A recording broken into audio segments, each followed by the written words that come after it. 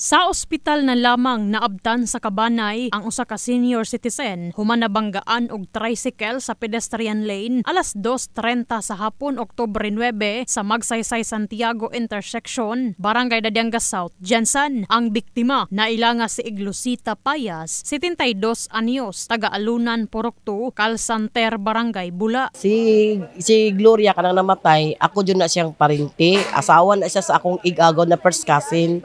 Karon routine na niya nga kada buntag ihatod na iyang apo sa eskwelahan, then pagkahapon sunduon niya.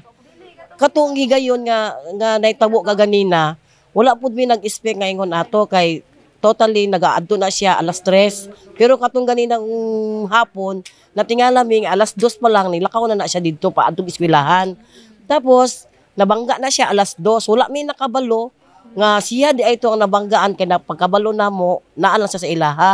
Diya namin nakabalo katong gipost na sa TIO sa Facebook nga kung kinsa ning pamilya aning bayan nga naligsan naaron diri sa emergency critical. Sa impormasyon sa Traffic Enforcement Unit kun TEU Jensan, ang nagmaneho sa tricycle nga nakabangga patay kang Payas mao si Ruben Quinanyola, 64 anyos, taga Lily Valley, Barangay Kalumpang. Gikan sumala pa sa Pioneer Avenue ang tricycle driver ug padulong unta kini sa direksyon sa Santiago Boulevard apan aksidente niini nga nabanggaan ang pedestrian nga mosugat unta sa iyang apo sa eskwelahan. Human sa insidente, samtang naglingkod-lingkod sa buhatan sa TEU ang driver sa tricycle, kalit lang kini nga naglisod o ginhawa og nahulog sa bangko og naparok sumala pa sa semento ang iyahang ulo. Gidala kini sa ospital apan gideklara nga dead on arrival sa doktor gumikan sa heart attack. Samtang pasado alas 8:50 sa gabi sa susamang adlaw sa maronsab ang usa ka babaye nga si Virginia Saison, 49 anyos, human na biktima sa hit and run sa National Highway at bang sa usa ka gasoline station sa Barangay Labangal. Gikan dito nakitaan ko na siya sa kilid na lang.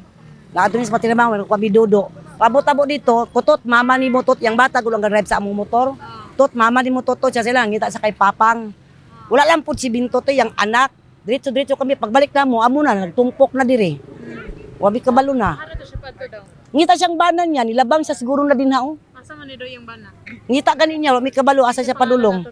Yan, nakikiusap po tayo sa mga driver po natin. Pag may mga pedestrian lane, o di kaya mga cruising, o may mga dinadaanan po ng tao natin, kaya hindi man designated as pedestrian lane, dapat dandan po tayo, especially pag nasa city po tayo, sa loob po tayo ng city.